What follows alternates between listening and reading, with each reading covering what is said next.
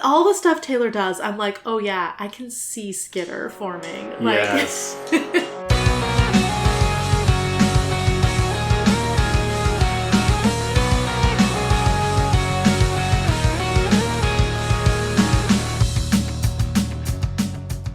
Welcome to Inchworm, the podcast in which we're inching through Worm. I'm Jenny. and I'm Ted.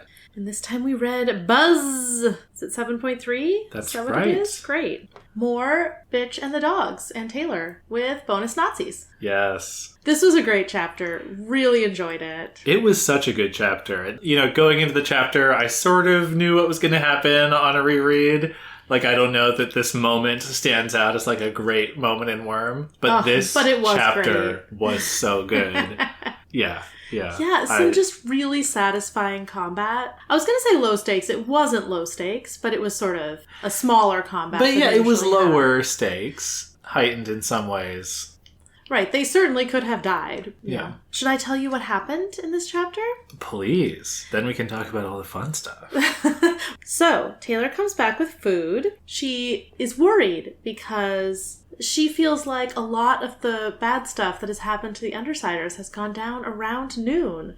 So she's relieved to get back and find, Bitch is still just there with Sirius. Can I add, though, the reason is, this is taking us back to the very first chapter in Worm, when she's afraid the lunch bell's going to ring, because that's when she gets bullied. That's so true. What a through line. To me, I'll just add a little sprinkle of analysis here. The lunch thing, which is kind of like a recurring motif, it firmly puts this event in the, Taylor at school half of the arc, even though she's not going to school or living at home anymore. Right, but it is almost like a bullying situation. Yeah. Maybe not. I guess it is a pattern of behavior. It's sort of more of a school life scene than a cape life scene. Right. She's not even in costume. Yeah. Neither of them is in costume. No one's in costume in this scene. But yeah, she has lunchtime trauma. Yeah. But she comes back. Nothing's going down. Bitch is just there with Sirius. They get some food. For a while, they have some conversation. Taylor asks about the dogs and gets some background from Bitch. Finding out a lot of them were mistreated. That's how they ended up here. We learn a little bit about the morph healing rules of this power. And then some people show up outside. Seems like they've been there before. Bitch is annoyed to see them coming. They are members or wannabe members of Empire 88. They kind of have some numbers that signify their allegiance. And they are giving Bitch a hard time. They don't like having the dogs in the neighborhood. The barking bothers them and they want to claim this as their territory. And Bitch is like, yeah, no, sorry, definitely not. And they're like, well, maybe we'll put some, poisoned food in the backyard, kill the dogs. And she's like, if you were going to do that, you would have already done it, and I would have killed you for it. So you're either too scared, or Kaiser told you hands off. And Taylor is shocked to see this kind of reasonableness from Bitch. And the guys are like, well, yeah, but we heard some howling earlier on, so witnesses will tell Kaiser that you started it, so we can get away with this. And my son here wants a place in the gang, in the Empire, and so killing you would be a great way to earn his stripes. So the son has a gun. And Taylor's like, oh crap, better get involved. So she does the coolest maneuver. She doesn't have a costume is the problem. Even if she acts from within the building, they could come in, see her, and figure out who she is. And she can't find anything, she doesn't have enough layers on to even pull anything over her face. So what she does is summon a whole bunch of bugs to coat her body. She is disgusted by this. What? Though she does say it doesn't tickle as much as she thought. And she is basically like a bug person going out. Even Bitch is shocked by this. She texts Brian and Lisa and Alec to be like, we have some skinheads here with a gun, need backup. So Brian's on his way. But she goes out, she's coated in bugs, everyone is horrified, even Bitch, which is just so fun. That's my favorite moment in the chapter, when Bitch sees her just like, what the hell? Even Bitch's eyes widened a fraction as she saw me, which is such a low-key reaction. Everyone else is just like, so creeped out. And the dad tells the teenage boy to shoot her. But what Taylor has done is she's crouched down while leaving the bugs where they are. So some of them are not flying bugs. So they're kind of like stacked on top of each other. Yeah. And she is hiding in sort of the shadow of the legs. And it looks like there's a person. So Tom, this kid, is shooting at her and shoots through her chest. But it doesn't do anything because her chest isn't there. She's crouched down. Yeah. And she does another incredibly cool thing and gets all the bugs to make noise while she talks. And she says, guns are not going to work when my body is like this. Mwah. She thinks of it as borrowing a trick from Brian with the, like, fake shape of a person via powers. Yeah, we saw that in Arc 4. And borrowing a trick from Lisa with leading them to believe she has a power that she doesn't. That, like, her body can turn into bugs, basically. Right. And it's, can't be harmed by bullets. Right. Just kind of, and if they believe that, they're not going to look for where's the girl I can shoot. No, of course. So he does keep shooting, but it's all just above her head because she's hiding down by the lower legs. And she's crawling forwards. And then Tom, the kid, tries to shoot at Bitch, and Bitch ducks, and Taylor lunges at him, like, with her swarm, stabs the knife through his hand so that he doesn't try to grab the gun that Taylor just knocked out of his hand, and then cuts him across the forehead to make it bleed a lot, because she knows, like, that's not an area where it's going to cause a lot of damage, but it is going to create a lot of blood, and that's, something that's used in staged fights to make it seem like more damage has been done. Great, totally rational, normal behavior. This is great. I mean, it's a brilliant strategy. Yeah. And she leaves some bugs on Tom, who's now bleeding heavily, and he's, like, screaming and recoiling and reaching out for his friends to help, but his hands are covered in blood and bugs, so, like, they're really creeped out. So everyone's kind of fleeing. And the dad helps Tom away, and Taylor's like, sorry if I shouldn't have stepped in. And Bitch is like, nope, that was good. And Taylor's like, what are you going to do? You can't stay here. And Bitch is like, I'll manage. And she's like, but... And Bitch is like, do you want to get punched? And Bitch says she's going in to shovel up the dog poop, and Taylor can come or leave, whatever she wants. And Taylor's like, I'll help. You might need backup. And, I said I would stay and help. And she also thinks, like, Brian's going to show up and Taylor needs to fill him in. She doesn't really trust Bitch to do it, I guess. So the chapter ends on the note of Bitch is looking at Taylor, and Taylor's like, I'm not sure, but she might be less angry than usual. Nice. Yeah. What a delightful, unhinged, yet totally practical chapter. Like, yes. All the stuff Taylor does, I'm like, oh yeah, I can see Skitter forming. Like, yes. Oh, that's really well said. I'm also glad you're having that experience. Oh, yeah. Absolutely. I mean, people are going to come away from this and be like, she can turn into bugs. You can shoot her and nothing will happen because she's, like, made of bugs. She talks through the voice of bugs. She's basically a bug girl. And I bet the cut across the forehead will become a calling card. Oh. Because her MO in this fight, and we've seen it in the bank fight, is always like, it's better to cause fear to prevent violence. Yeah, like, she doesn't want That's to her rationalization. do physical damage to people. She would rather make them afraid.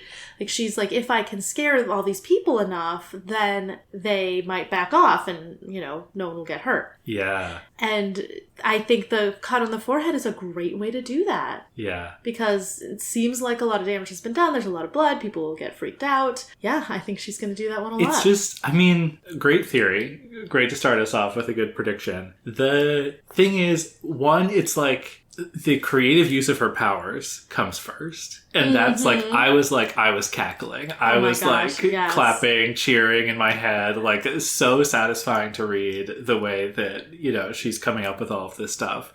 But then it transitions super fast into the brutality, which is like she lunges forward, stabs him in the leg, stabs him in the hands to disarm him, cuts him across the forehead, right? And I want to... he completely deserved it. Like, no question. Yeah, I mean, he was pointing a gun at them. Yeah. Yes, and he did try to kill both her and Bitch.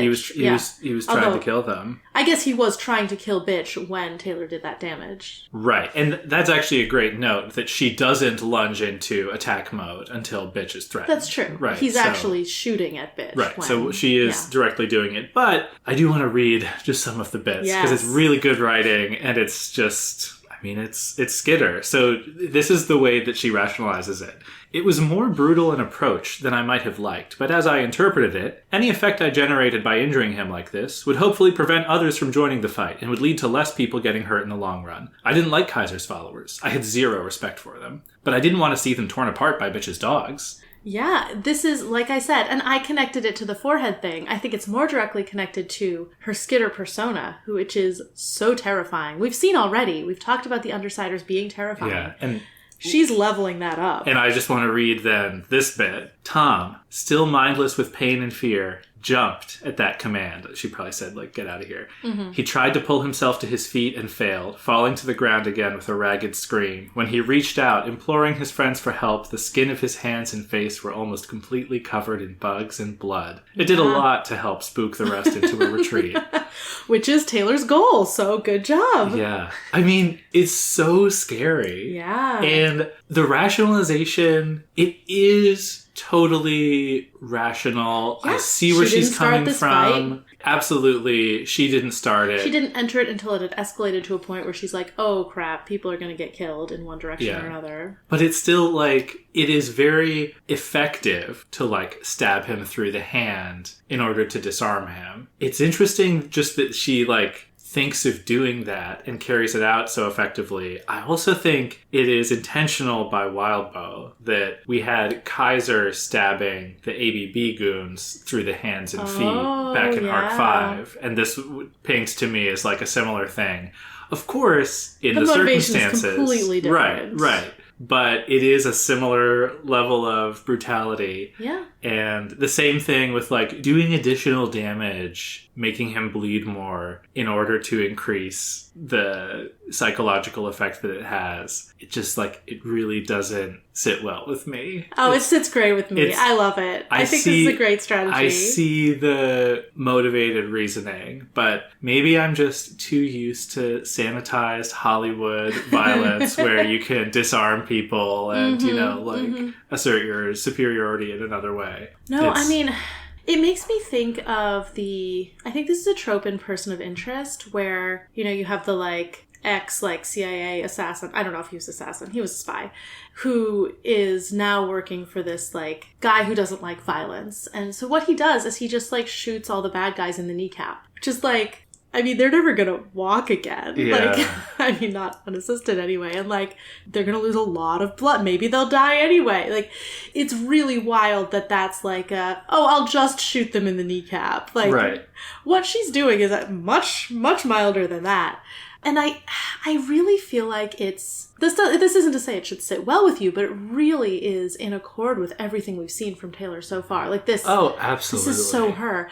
And it's now that she's given up on having a hero persona, and she'd kind of given up. She's like, yeah, clearly that's water under the bridge. Like she, I think, is going to deliberately cultivate this villain persona of like, no, I'm so scary. You shouldn't. Yeah. I mean, yeah, on reflection, it might just be that, like, she has a knack for violence. Like, the way that she was saying, like, oh yeah, Brian, he seems like such a nice guy, and he's clinically teaching me, like, how to disable somebody, like, how to, like, break their arm or whatever. He's like, is that bad? And now I feel like now she's kind of would be that person where you're like, wait, you thought of that? Like, you thought of that? She has such strong convictions, and she does what she has to do, and what she has to do include, she has to think of it in order to think that she has to do it, and she does seem to be good at thinking of these things. Like, and I mean, the thing with Loon was not as effective as it could have been, but like... And you love to see it as an action hero, right? Because it's the worst thing in most stories is like the bad guy goes down and then the hero like turns their back or helps them back to their feet, like just... The hero who just killed like 20 minions is like, no, I'll spare your life. And you're like, oh, come on. Yeah. They deserve to die so much more than those other 20 people you just I'm glad killed. that all of those tropes have been rolled up into a ball and shot into the sun. Yeah, no, Taylor's a very satisfying action hero. Yeah. She's not squeamish about this stuff. She is so grossed out by the bugs. She's like, I'm going to have to take 10 showers. I'm going to have to like go to the Y or something because I can't scrub this off in my... I'm grossed out, but Taylor's like mildly annoyed. Like she's like, no, she I'm not is immune. grossed out. But it doesn't stop her at all. No, that's right. It's she's probably as grossed out as I am, but she just has much more willpower than I do.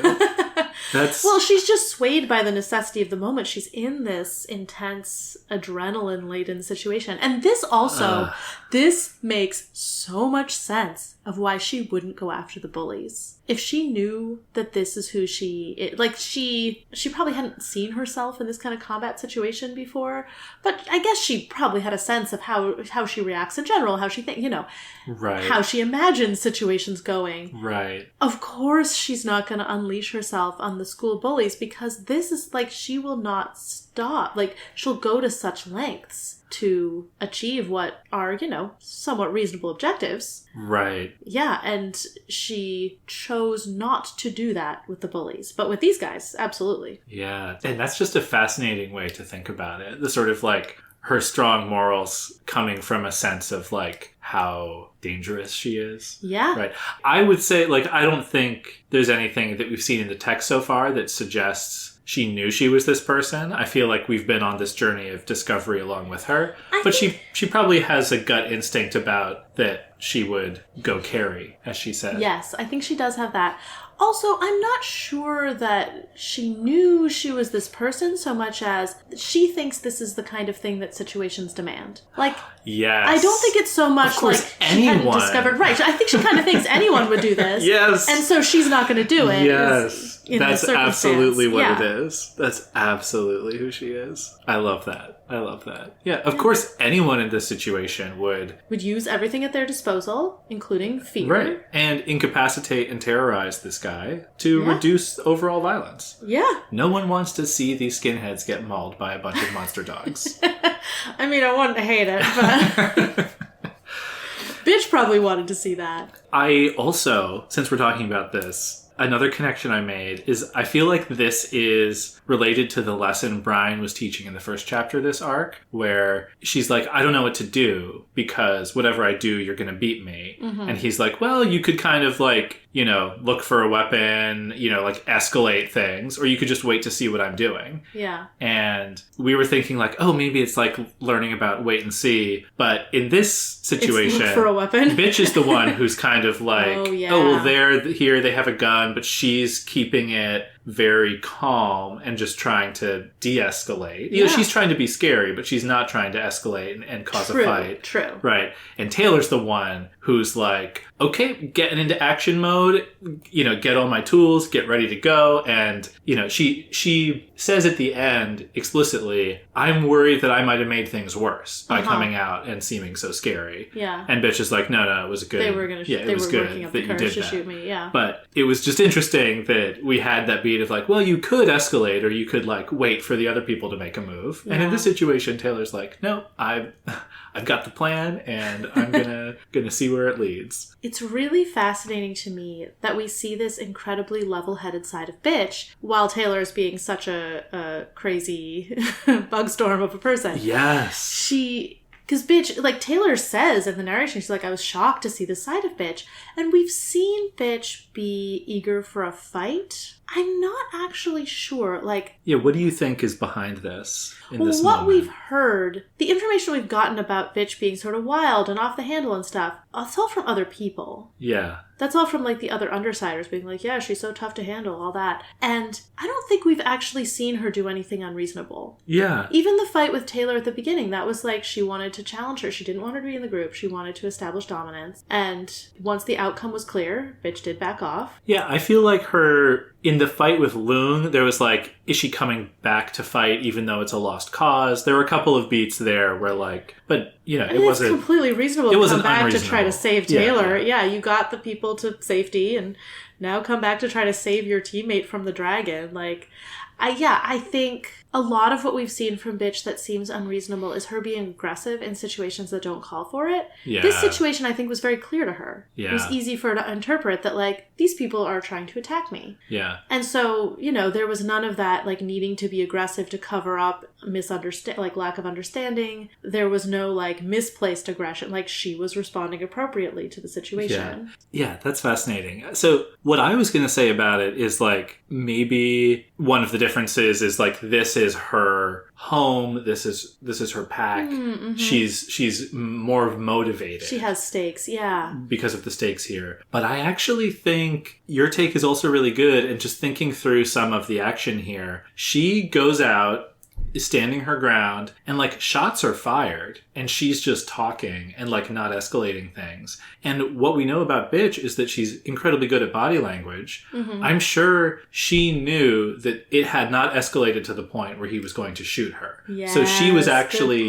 not, because she said he was working up the courage to shoot me. Exactly. It wasn't there she was yet. not worried and was still looking for that other out that whole time. So it's not like she was stuck back up against the wall and about to lash out. She was like, oh, these guys are posturing.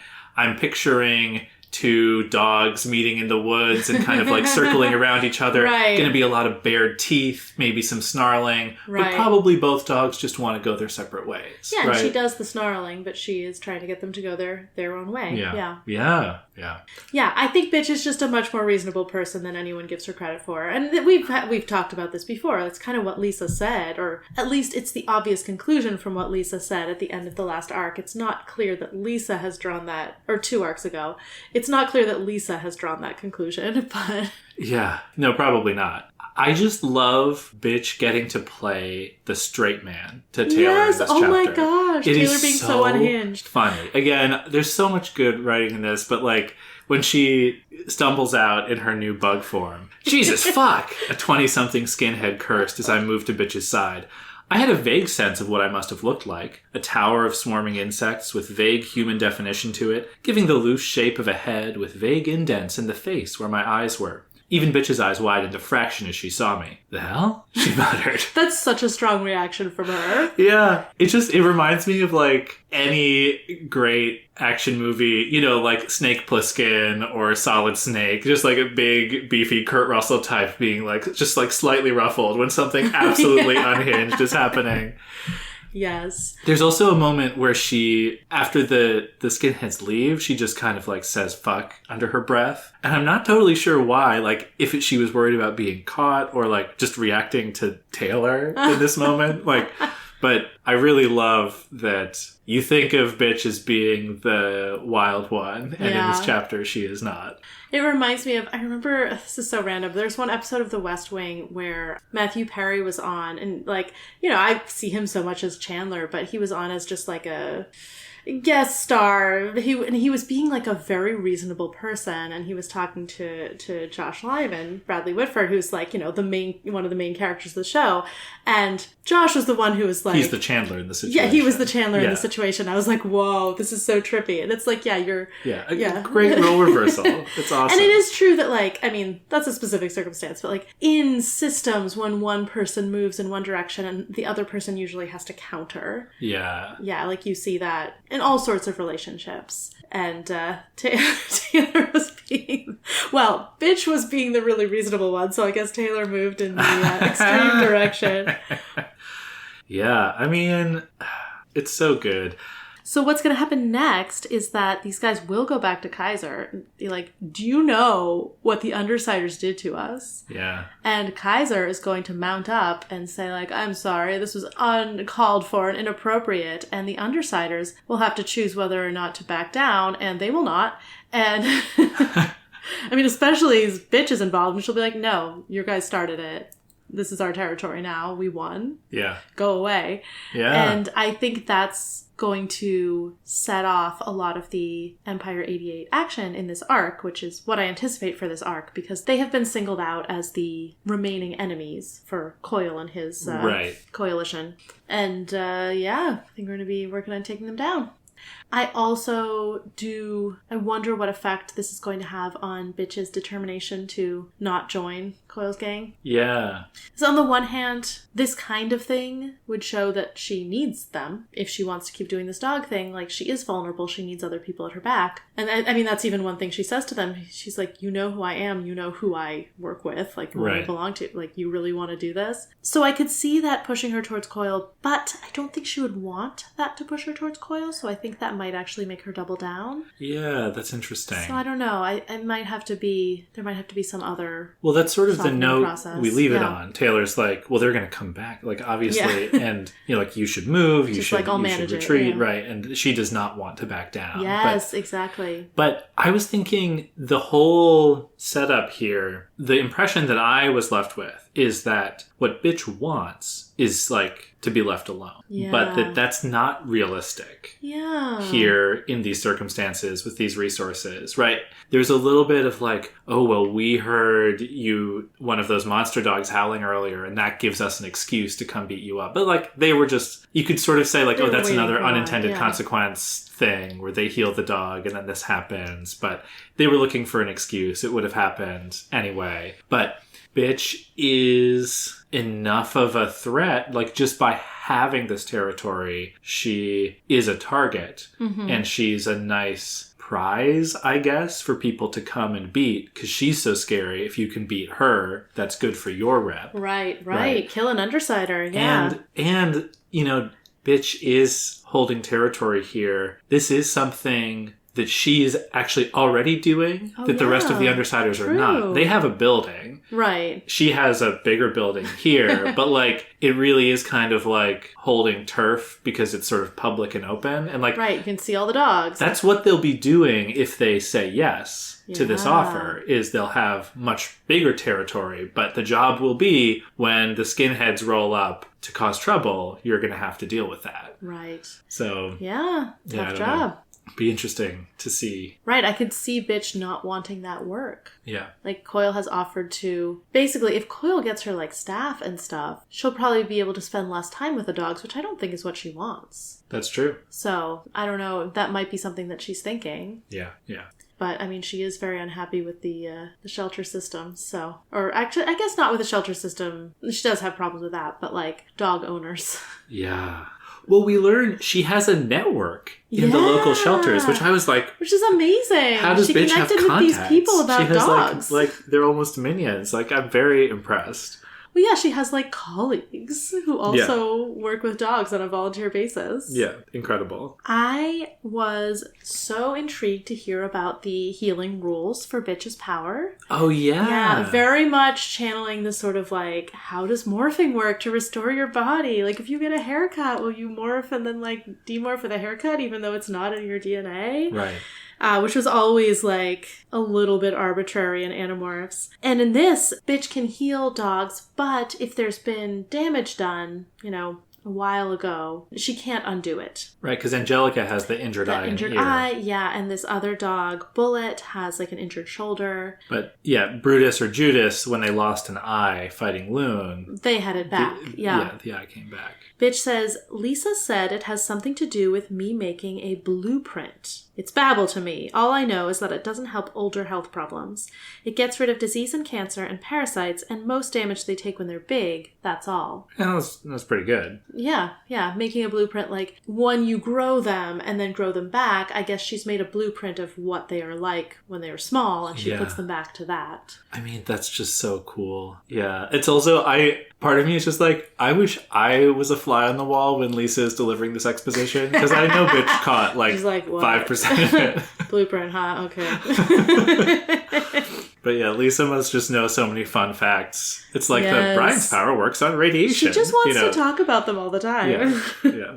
I was intrigued by this. So we got a lot of lore about Empire 88. Yeah. It apparently started as a group. Kaiser's predecessor was mentioned, and then Taylor says something about, like, once Kaiser and people with power started coming in. So it's like, apparently this was founded by someone who was not a cape, was my impression. Interesting, and Kaiser and some other powered people came in, and it really became a magnet for racist capes, basically, which we already kind of knew. Taylor says at one point, like, the day that Empire 88 was officially formed was like a bad day for the city. Yeah. And it does line up with Taylor's desires to clean up Brockton Bay and the things that Coil has promised, that Empire 88 needs to fall. I don't think they'll fall this arc. I think that's going to be a longer process. Yeah. But I think the fight against them will be a big part of this arc. Yeah. It's my suspicion. Yeah. It's a nice, quote unquote. It's a nice reminder that just like there is a huge white supremacist really big problem. presence in Brockton Bay. And, right, these are not capes. Yeah. These are nobodies, but there's enough of them to cause trouble. They can get a gun, and they're gross. Like, the threat about lacing hot dogs with antifreeze is so awful. Really bad. There's, like, some body contact that is described. Like, one of the older men puts his hand on a girl's head in a way that, like, squicked me out. I was like,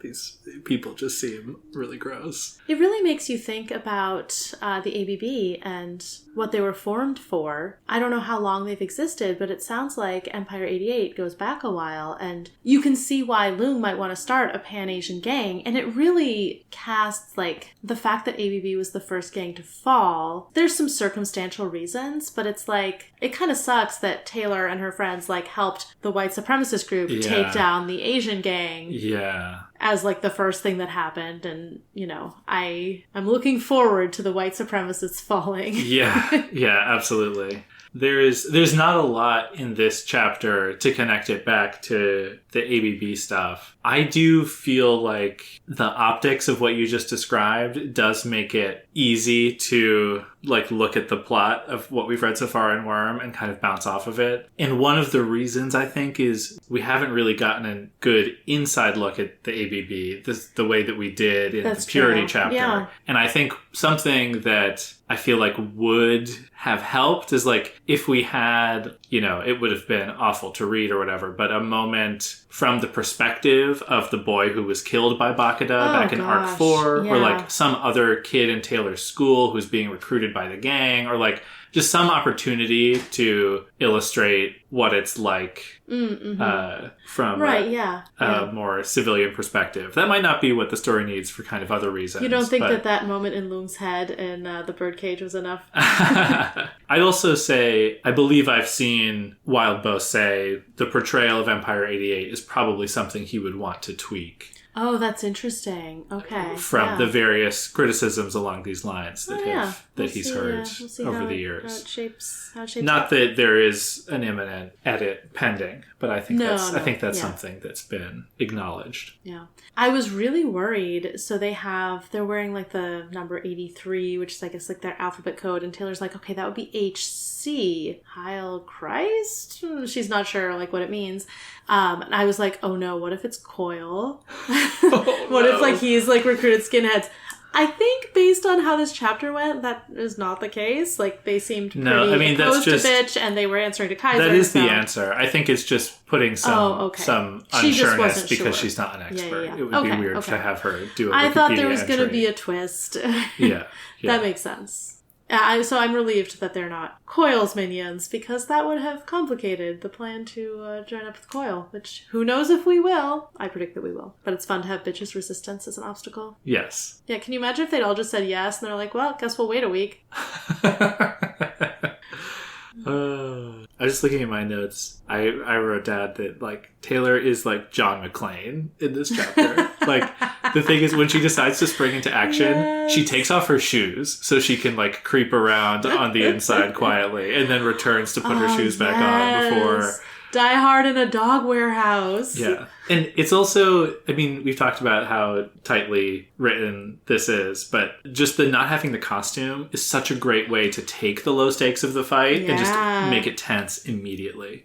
It's so fun. And the creative thinking... Bug skin. Yeah, the creative thinking required. Right. Inventing her swarm body, her swarm voice. Like, simply incredible. I bet that when you showed me Skitter art back when we did our mailbag, I bet there was a lot of Skitter art you couldn't share because it was her as Swarm Skitter. I bet she'll do this again. I mean, probably not all the time because she does have a costume and it seems uncomfortable. But she could do it over her costume, and it, like, if she's trying to inspire terror in people, which seems very useful for her ends, then yeah, maybe she will. Yeah. Oh man. It's so good. The thing is, they're great characters and there are great themes in the story. Obviously, it's very good in a lot of different ways. But it's just, like, the action stuff is so satisfying. Yeah, the power moments stuff like is this. so creative. Yeah. It's just like, Taylor gets into the situation, you're like, how could she possibly get out of this? It's, oh, she can get out of this in 3 incredibly cool, creative ways. And actually, she just won, hands down. Yes. And is a, force to be reckoned with.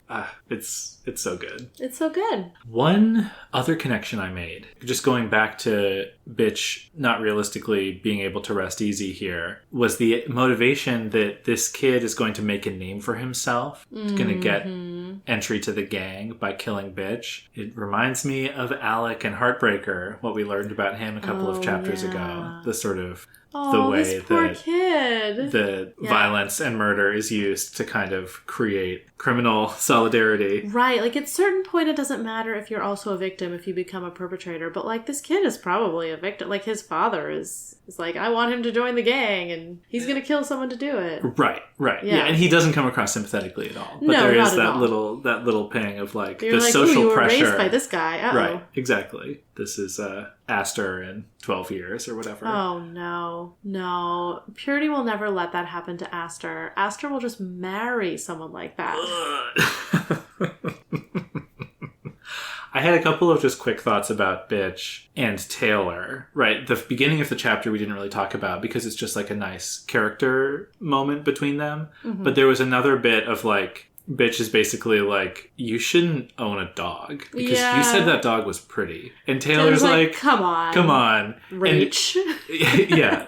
She says like, you know that I'm a huge nerd. Everyone thinks I'm a huge nerd. I'm going to do research before buying a dog. But I can say a dog is pretty without like having that be a reason I would adopt one. Yeah. It was, again, like, she almost explicitly tells her, like, if you're going to be weirdly hostile to me, that means you have to listen to me come back at you. She, like, explicitly lays out this kind of tit for tat thing of, like, look, I'm not better than you, but I'm not worse than you. And, like, if you're going to be weirdly aggressive, that gives me the right to do this. Like... She's laying out the terms of their relationship. Right, so she's turning this transaction of, like, I will hang out with you and you can punch me if you think so, to sort of a more general way of, like... She's, like, habituating Bitch to, like, here's how we can exist together. Yeah. Yes. Yeah. And, they silently share some baklava.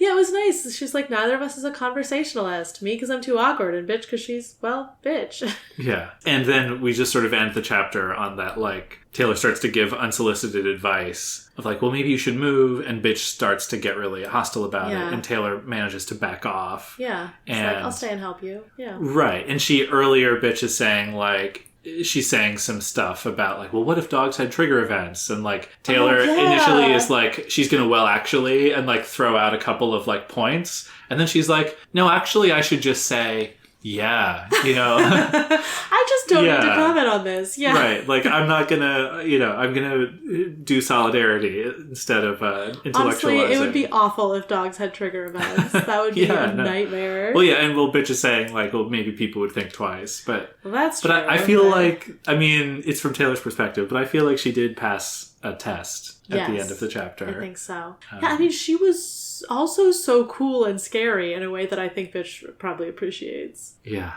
The dog trigger event thing reminds me of parenting a toddler, where they're becoming more and more capable without having the, like, reason and context necessary. They don't have, like, the frontal lobe development or whatever to, like, navigate their new powers safely. So they're tall enough to reach the knives, but... Well, but that thing in The Incredibles where the little baby gets powers, like, it's funny in a cartoon, but... And it's funny when it's, like, the tail end of the cartoon and then you don't have to deal with it. Yeah, but, like, in real life, oh my god. Oh my god. Yeah, I mean, I think great chapter. Great chapter. Should we read the first sentence of the next chapter?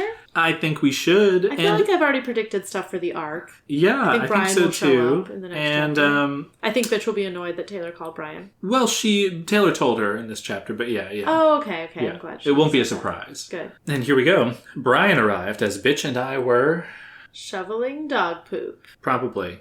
Yeah, that's, I mean, pretty close, but... Finishing up with shoveling dog poop. I'm also going to throw out a cape name for you. Ooh. Allfather. I mean, that's gotta be a Nazi asshole, right? Like, yeah. that's that's any Odin, right? Is the Allfather. So any ideas who this is? Man, it's just like, any powers? What a dick move to co-opt Norse mythology, which is cool in many ways, but let's see, what... I remember Odin's like super wise. He like has like the Odin sleep where he's like seems like he's dead but then isn't. Does he have Thor is the hammer, but does Odin have thunder and lightning, or is that Thor? I want to say Odin has lightning, but I don't know. But like Allfather doesn't necessarily connote lightning. I think that the Allfather, I wanted to do something like Heartbreakers, like just has a ton of kids. Can impregnate you by looking at you. But no, I wonder if it's someone who like creates lots of duplicates of himself, probably with a name like that. Or like creates lots of animals, like almost in a like creation aspect. Oh, yeah. That's very cool. Or maybe it's just a cape who's lost an eye. Yeah. My pitch... Okay. My pitch, based on something you just said, is that what if it's a cape who can become your father? Whoa. Like, like rewrite the like timeline. Whoa. Right. So I was going to say can like impersonate anyone's father, but no. No. It's sort of like once you join up, it's another culty type thing. Yeah. But it's like once you're recruited, then it's like literally, this person raised you. Exactly. Whoa. That would be I don't know how it would work, powerful. But really scary. Where you remember your childhood with this person. You're like, that person remembers their childhood with this person, but I don't know what would happen to the original father but in this situation. You just forget them. Yeah. It's like a extreme version of like isolating you from your family and friends. Yeah. All right. So I guess that's who we're meeting next chapter. On Inchworm. Worm is a web serial by J.C. McCrae. You can read Worm at parahumans.wordpress.com and support the author at patreon.com/wildvote. Follow us on Tumblr and Blue Sky at Inchworm Podcast, or find our Discord link and any other updates on inchwormpodcast.com.